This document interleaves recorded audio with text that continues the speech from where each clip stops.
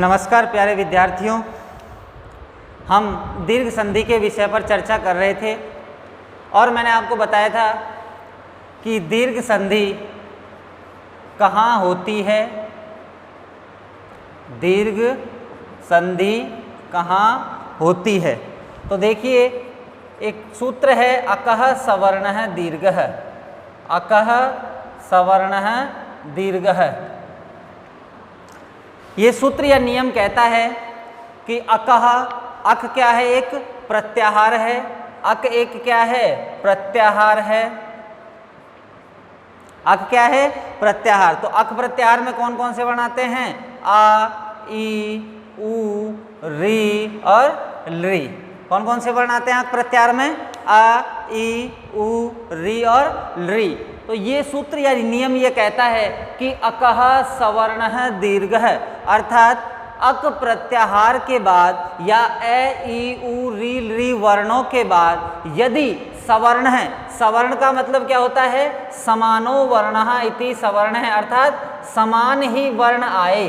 क्या आए? सवर्ण वर्ण या समान वर्ण आए तो दोनों वर्णों के स्थान पर दीर्घ एकादेश हो जाता है। कौन सा एकादेश हो जाता है? दीर्घ एकादेश हो जाता है। और वहाँ पर कौन सी संधि होती है? दीर्घ संधि होती है। कौन सी संधि होती है? दीर्घ संधि। अर्थात ये अक प्रत्याहार है, यदि प्लस से पूर्व अर्थात पूर्व पद में अक प्रत्याहार का कोई सा भी वर्ण आए या ए, ई, उ, री इनमें से कोई सा भी एक वर्ण आए और सामने भी जो वर्ण पूर्व पद में आता है वही वर्ण उत्तर पद में आए, अर्थात प्लस से पहले भी वही वर्ण और प्लस के बाद भी वही वर्ण यदि हो तो दोनों वर्णों के स्थान पर दीर्घ आदेश हो जाता है और वहाँ पर कौन सी संधि होती है? दीर्घ संधि होती है। तो ये सूत्र यही कह रहा है, अकः, अक एक प्रत्याहार है जिसमें ए, ई, उ, री वर्ण आते हैं, तो ये ही वर्ण होने चाहिए, अर्थात ए, ई, उ, री वर्ण ही होने चाहिए। और इन वर्णों के बाद में यदि ऐसे ही समान वर्ण आ जाता है तो वहाँ पर कौन सा आदेश हो जाता है? दीर्घ एकादेश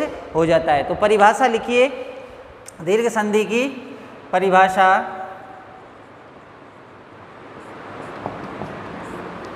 दीर्घ संधि की परिभाषा लिखिए, यदि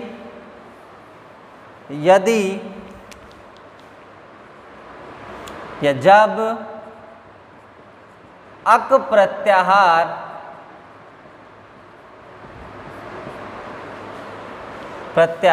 अक प्रत्याहार में कौन कौन से वर्ण आते हैं? आ, ई, उ, री और री।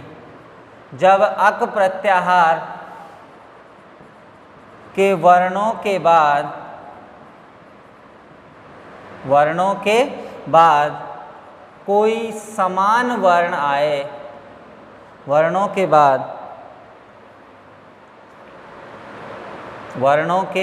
बाद सवर्ण या समान वर्ण आए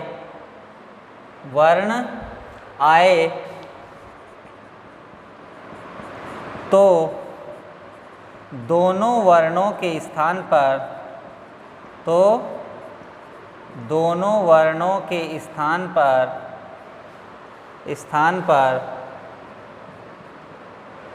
दीर्घ एकादेश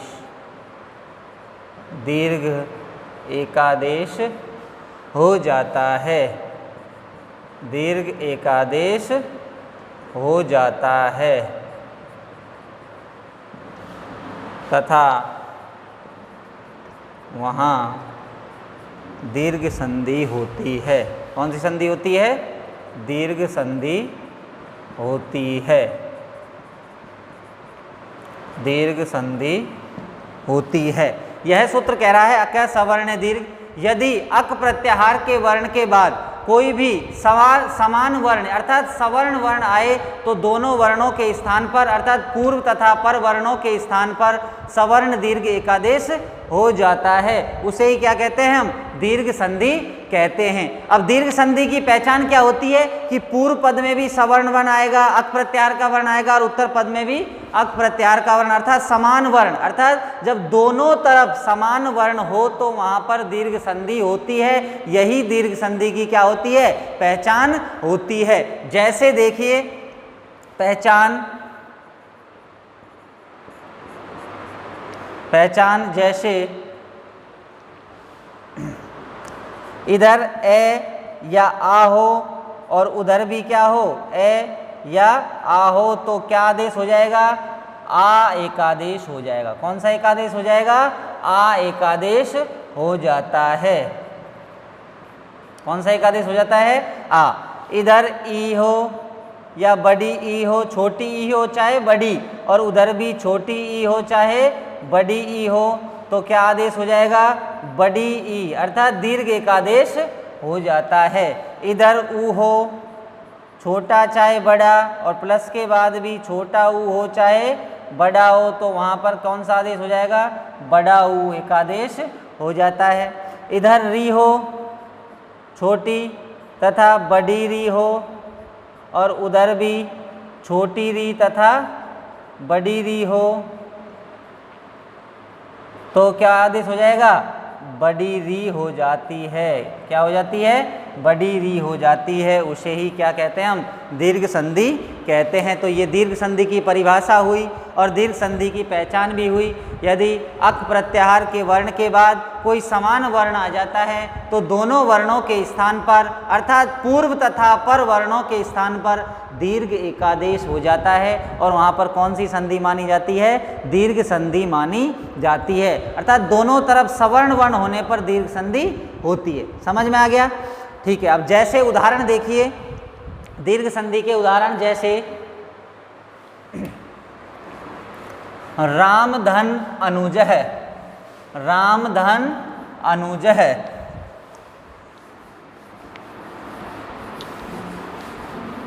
उदाहरण देखिए,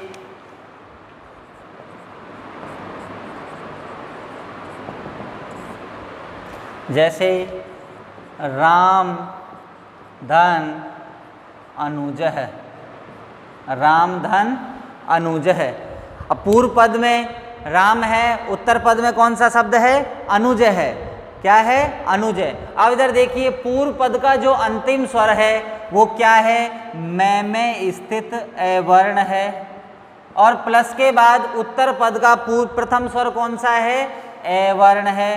तो दोनों वर्ण अक प्रत्याहार में आते हैं कि नहीं आते, ए अक प्रत्याहार में आता है, ये ए भी क्या आता है, अक प्रत्याहार में आता है। अर्थात दोनों वर्ण कैसे हैं, समान वर्ण हैं। कैसे वर्ण हैं, समान वर्ण है। तो पूर्व तथा पर वर्ण दोनों वर्णों के स्थान पर जब समान वर्ण होते हैं तो दीर्घ एकादेश क्या हो जाएगा, आ एकादेश हो जाता है। अर्थात पूर्व वर्ण और पर वर्ण दोनों वर्णों के स्थान पर क्या हो जाएगा, ए प्लस ए बराबर क्या हो जाएगा, आ। अर्थात ए का दीर्घ भेद क्या होता है, आ होता है। तो इधर क्या शेष रहा, राम में जो मैं है वो कैसा रहेगा, आधा।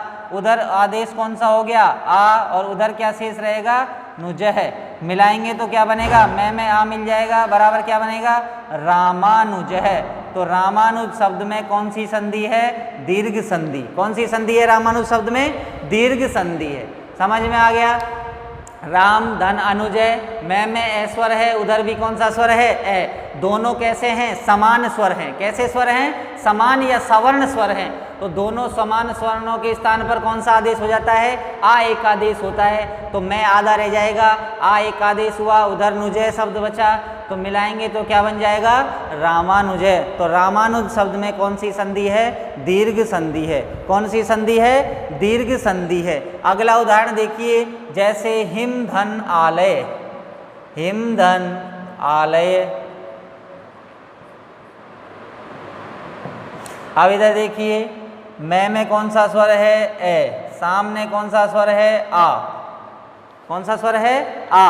उकालो अच ह्रस्व दीर्घ प्लुत है। अर्थात उकाल जो अच होता है, अर्थात अच वर्ण जो होता है, उस प्रत्येक अच वर्ण के 3 भेद होते हैं, ह्रस्व, दीर्घ और प्लुत। तो ये ह्रस्व है और ये कौन सा है, दीर्घ है। और प्लुत का चिन्ह क्या होता है, पीछे 3 का चिन्ह होता है। अर्थात 3 मात्रा का जो समय लगता है उसको क्या कहते हैं, हम प्लुत कहते हैं। तो ये एक ह्रस्व ए है और एक कैसा है, दीर्घ ए है। लेकिन दोनों वर्ण कैसे हैं, समान वर्ण है। कैसे वर्ण है, समान। इधर भी ए है और उधर भी क्या है, ए है। तो ये ए आ है, सॉरी। तो ए धन आ बराबर दोनों वर्णों के स्थान पर एकादेश क्या हो जाएगा, आ। ए प्लस ए हो ए के बाद ए हो तो भी क्या होगा आ धन आ हो तो भी क्या होगा ए धन आ हो तो भी क्या होगा ये दीर्घ संधि की क्या होती है, पहचान होती है। तो अब क्या शेष रहा, हिम में से जब मैं में से ए निकल जाएगा तो मैं कैसा रह जाएगा, आधा। उधर क्या एकादेश हुआ और उधर क्या बचा है, लय। मिलाएंगे तो क्या बन जाएगा, हिमालय। क्या बनेगा, हिमालय। तो हिमालय शब्द में भी कौन सी संधि है, दीर्घ संधि है। कौन सी संधि है हिमालय शब्द में, दीर्घ संधि है। समझ में आ गया। अगला देखिए, रवि धन इंद्र है। रवि धन इंद्र है। हिमालय का अर्थ क्या होता है, हिम का है जो आलय यानी घर, हिम यानी बर्फ का है जो घर, उसे क्या कहते हैं हम, हिमालय। रामानुज है अर्थात राम से छोटे, अनुज का मतलब क्या होता है, छोटा। तो रामानुज किसके लिए आया है, लक्ष्मण के लिए। राम से छोटे कौन है, लक्ष्मण है। अब इधर देखिए अगला, रवि धन इंद्र है। क्या है, रवि धन इंद्र है। तो वह में कौन सा स्वर है, ई, छोटा ई।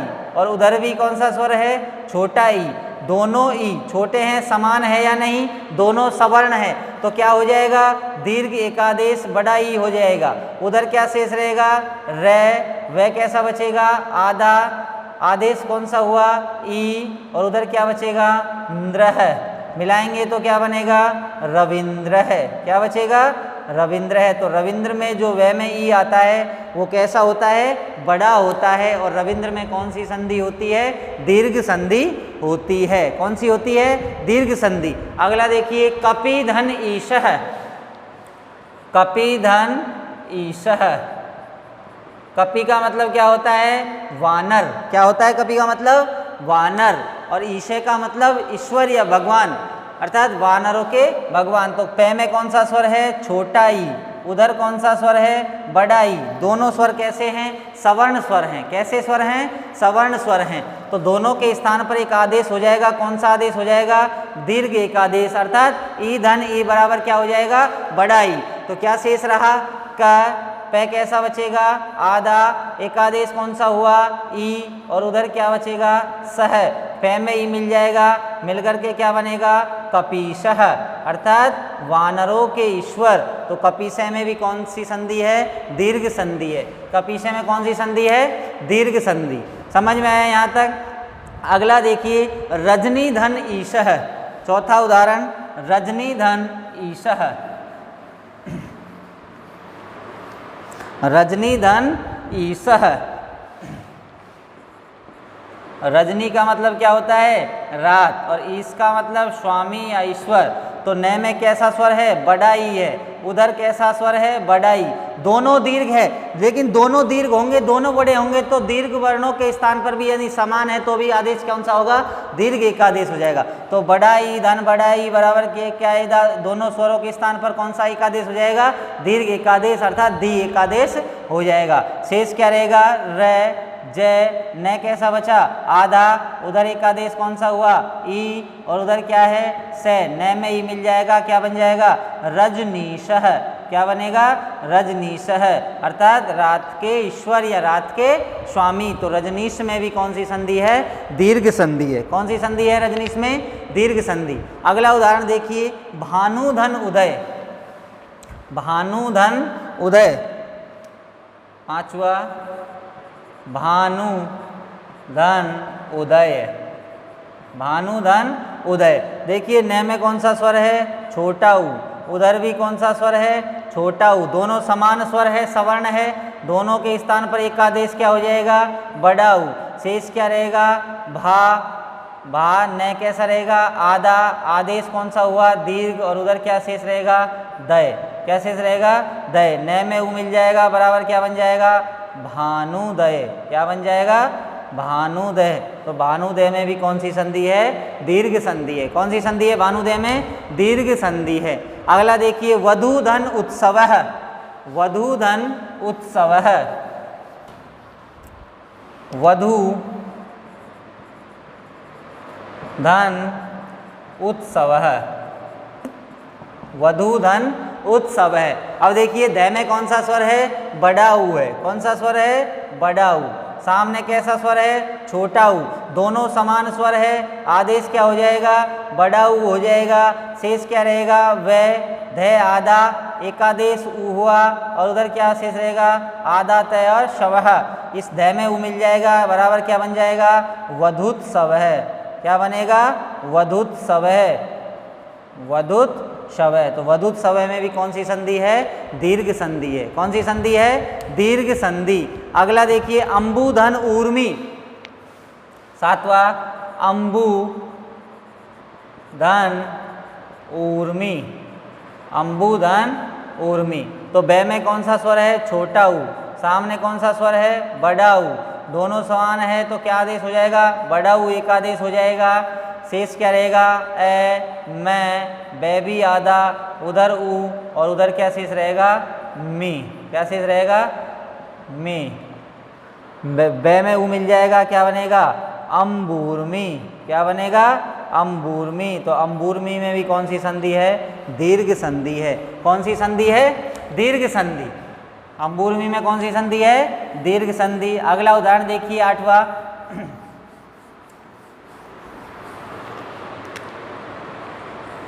आठवां उदाहरण, होत्री धन ऋकार है, होत्री धन ऋकार है, होत्री धन ऋकार है।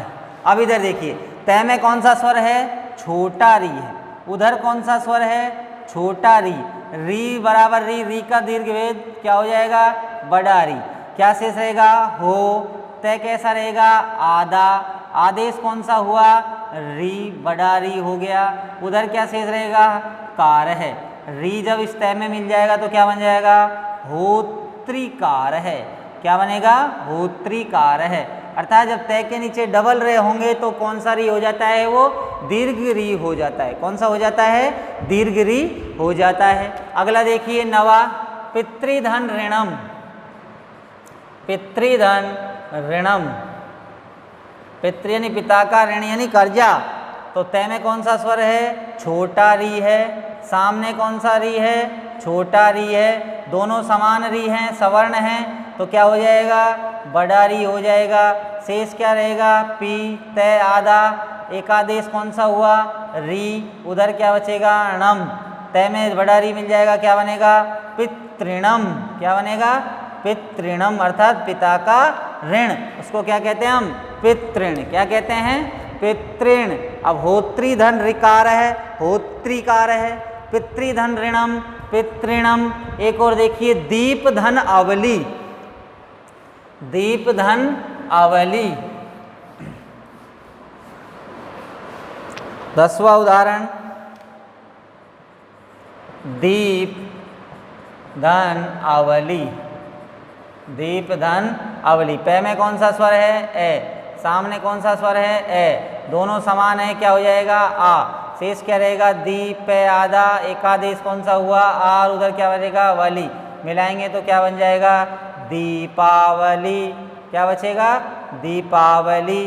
तो दीपावली में कौन सी संधि है, दीर्घ संधि है।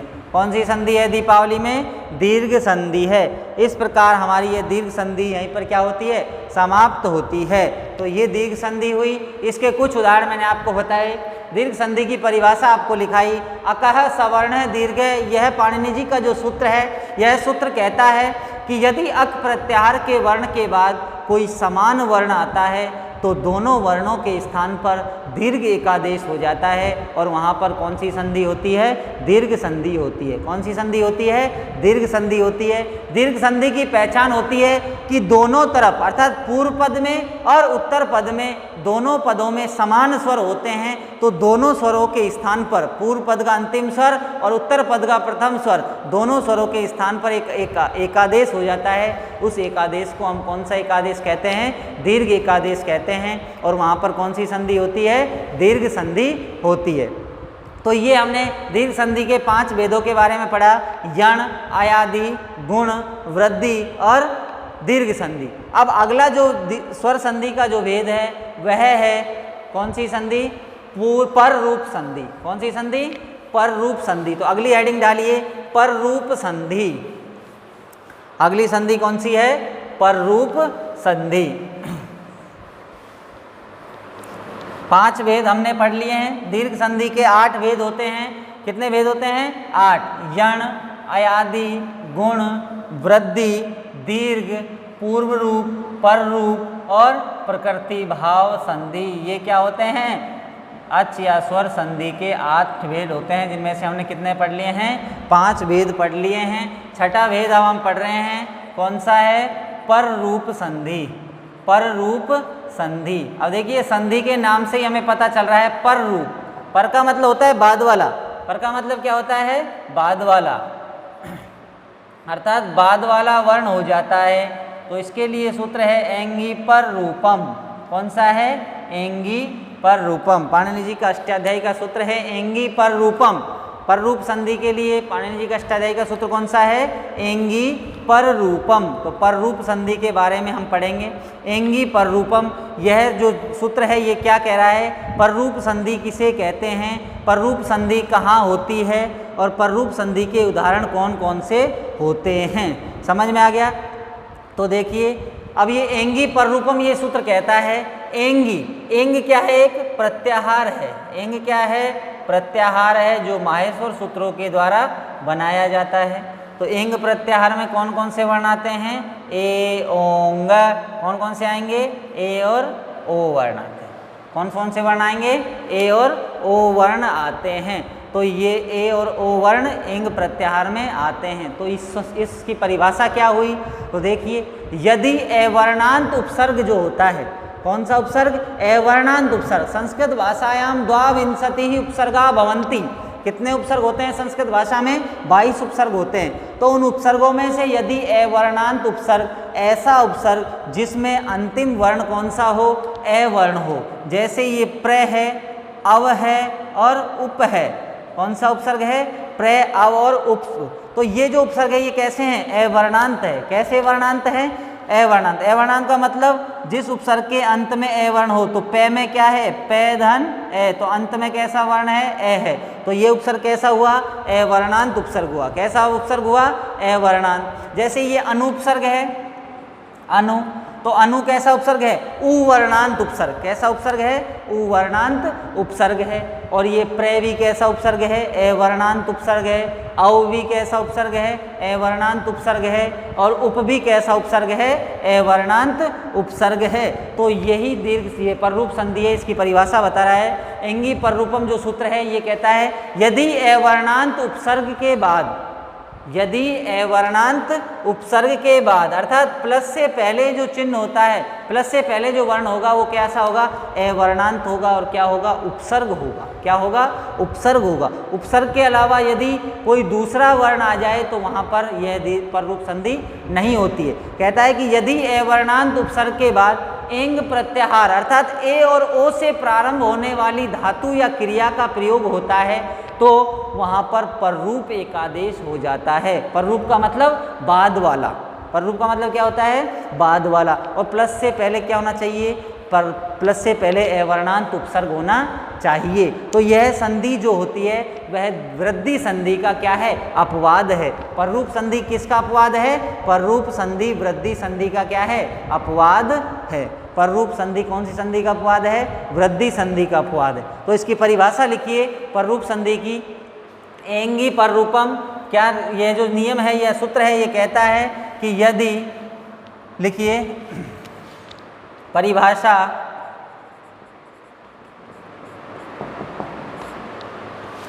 यदि अवर्णांत उपसर्ग के बाद